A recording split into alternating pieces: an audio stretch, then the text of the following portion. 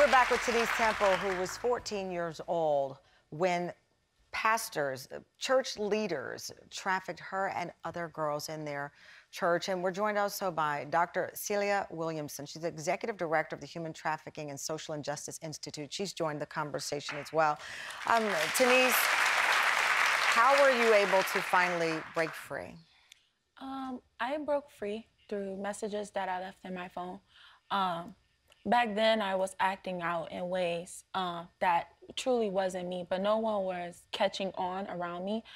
So at that point, I just left the messages in my phone, and then... Text messages? Yep, text messages. I went to school, and I got a disturbing call from Anthony's stepdaughter, and she was telling me to consent to us, and that like never happened. And I started crying, and my school counselor, she took me to the police at our school, and they reached out to FBI. And they reached out to FBI. Dr. Yeah. Williamson, have you ever heard of a case like this? I mean, where you have church leaders trafficking the girls in the church. Yes. You've heard of this behavior before. You can't let power go unchecked. We have to protect our children first.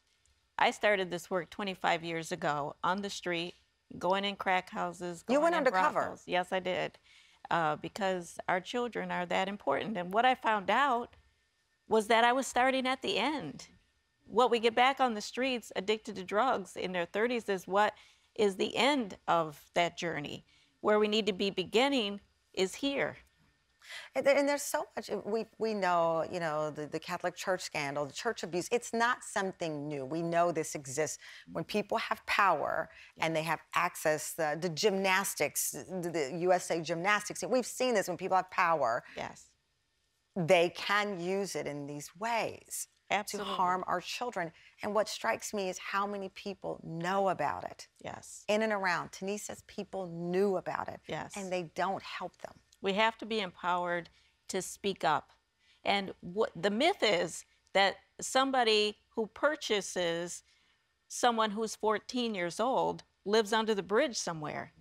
Somebody that has the power to purchase somebody 14 years old or maneuver them their way into a position of power is somebody with money and influence. It's not the creepy guy living under the bridge. It's the people you let into your home and believe that they're safe. Absolutely. You know, Taniece, you're so extraordinary, and what you've overcome, even looking at the audience. I have to brag on you. You went to cosmetology school. You are now a sophomore in college. You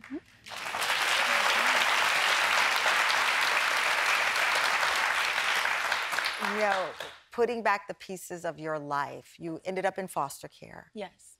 When you look at where you are now, this beautiful young woman fighting for others in college, can you believe it, that you've come this far? No, I can't. When I was in foster care, I used to pray a lot, and I watched a lot of inspirational women and gospel women, and those feed my soul. So as when I emancipated, that's when I truly started my walk with Christ and found who I am. You did not let these people take you away from your faith. You No, separated the two. Not at all. Not at all. I feel in the world, we have free will. God gave us all free will. So if a person chooses to make bad decisions, that's not God to blame. That's that person, because they didn't do right, which they know they should do by God. So it actually brought me closer to put more faith in God than I do in other people. Wow, I'm so proud of you. Thank you. Good luck in college and all of the wonderful things. You clearly have a beautiful makeup on, so you learned something in that cosmetology school. Thank you. But we could not be more proud of everything you're doing for other people. And good luck in your sophomore year in college. Thank you. So proud of you.